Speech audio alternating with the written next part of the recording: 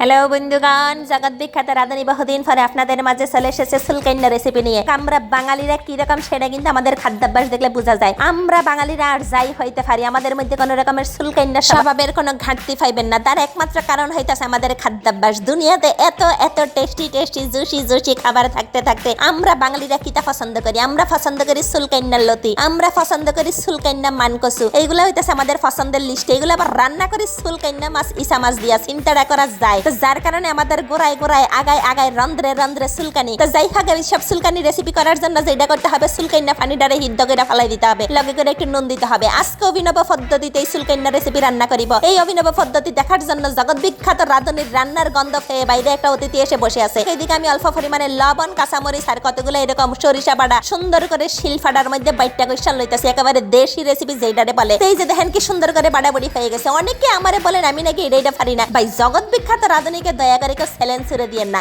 এই যে দেখেন সুন্দর করে হিদ্ধ করা কচু, তারপরে একে একে সেইটার মধ্যে দিয়ে দিব সুলকাইন্না, ইসা মাছ, তারপরে দিয়ে দিব নাইকল বাটা, অল্প পরিমাণে টক দই, লবণ, লেবুর রস, তারপরে দিব হলুদ গুঁড়া, মরিচ গুঁড়া, তারপরে একটা বাংলা ডলা দিয়ে উপরে দিয়ে দিব কতগুলো হৌরার তেল। হৌরার তেল দেওয়া হয়ে গেলে সুন্দর একটা স্টিলের পাত্রের মধ্যে সুন্দর করে ময় মশলাগুলো দিয়া ডাইকা উপরে কাঁচামরিচ দিয়া তার ফাঁসে দিয়ে ছিটাই দিব কতগুলো এক গাদা সরিষার তেল। তারপরে একটা পাত্রের মধ্যে গরম পানি করতে দিয়ে সেটার মধ্যে এটা দিয়ে সুন্দর করে ঢাকনা দিয়ে এটা স্টিম হইতে রেখে দিব। তো ওইদিকে এটা স্টিম হইতে হইতে আমরা আরেক সুলকাইন্না রেসিপির মধ্যে চলে যাব, যেটা আমাদের ঘর ঘর কাহিনী। তো এই সুলকাইন্না রেসিপির মধ্যেও কিন্তু কতগুলো আবার ভেরিয়েশন আছে। তো এইখানে আমি যেটা রান্না করতে সেটা হচ্ছে দেশি ভেরিয়েশন, মানে দেশি সুলকাইন্নার লতি। তো এই দেশি সুলকাইন্নার লতির মধ্যে কিন্তু স্বাদ বেশি। তো আমি লতি রান্না করি যেটা দিয়ে, সেটার মূল উপাদান হইতেছে অনেকগুলো রসুন। রসুনের লগে অল্প পরিমাণে পেঁয়াজও দিতে পারেন, তারপরে দিবেন কাঁচামরিচ কুচুমুচু করে, তারপরে দিয়ে দিবেন কতগুলো ইসা মাছ, তারপরে মরিচ গুঁড়া, হলুদ গুঁড়া, দইন্না গুঁড়া, তিনটা দিয়ে লবণ দিয়ে সুন্দর করে ঝাঁকানাকা করে একটু ভাজা ভাজা করে নেবেন। তারপরে যখন দেখবেন অল্প পরিমাণে ভাজা ভাজা হয়ে এসেছে, তখন এই গুঁড়া মশলাগুলোর মধ্যে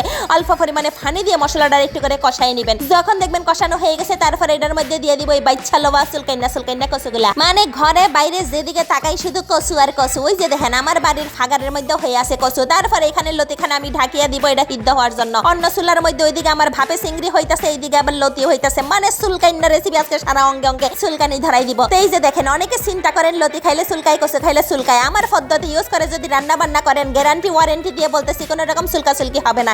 এইদিকে দেখেন যেই পানির মধ্যে বসাইছিলাম, সেই পানিটা যখন কুগাইয়া সেট করা শুরু করবে, তখন আমরা এটা ঢাকনাখানা উল্টাইয়া দেখিব যে ভিতরে কিতা অবস্থা। এই যে দেখেন ভিতরে একেবারে সেট করে এগুলা সিদ্ধ হয়ে গেছে। চিন্তাটা করা যায়। এইভাবে যদি কচু শাক জীবনে রান্না করে না খেয়ে থাকছেন সরিষা বাটা দিয়া, জীবনে একবার হইলো এইভাবে রান্না করে নিজে খাবেন এবং ফারা প্রতিবেশীকে খাওয়াবেন। ফারা প্রতিবেশী শুদ্ধা থাল আর হাত ছাড়াছাড়ি শুরু করে দিবে। তো এই যে বন্ধুগণ, আমাদের রেসিপি মোটামুটি রেডি হয়ে গেছে। দেখতে দেখতে আজকে দুপুরে এরকম সুলকাইন্না রেসিপি নিয়ে চলে এসেছি। আজকের দুপুরটা পুরো জমে ক্ষীর হয়ে যাইতেছে। কচুর মধ্যে যদি ক্ষীর ফিল পাইতেছেন, তাইলে অবশ্যই এইভাবে করে রান্না করে দেখবেন।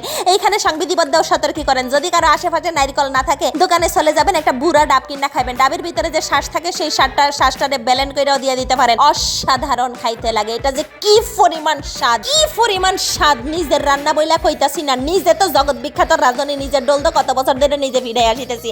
আপনারা আমার রেসিপি ফলো করে জাস্ট একটাবার খাইয়া দেখেন, মুখের মধ্যে আজীবনের জন্য লাইকা থাকবে। আহারে, মুখের মধ্যে দিতাছি আর কোন জগতে হারাই যাইতাছি, এটা কোনো কথা? এটা বন্ধুগণ, আমার আজকের রেসিপিটা আমার মডারেটর মিমের প্রচন্ড পরিমাণে সুস্বাদু লেগেছে এবং সে নাকি জীবনে প্রথমবারের মতো খেয়েছে। আপনারা যদি না খেয়ে থাকেন, অবশ্যই ভিডিওটা শেয়ার করে রাখা দেন। ভবিষ্যতে কোনো একদিন অবশ্যই বানাই গিয়ে আমারে জানাবেন আমার রেসিপি আপনাদের কেমন লেগেছে। দেখা হইতেছে পরবর্তী ভিডিওতে। সে পর্যন্ত আপনারাও বানাই খান। Tata, good bye.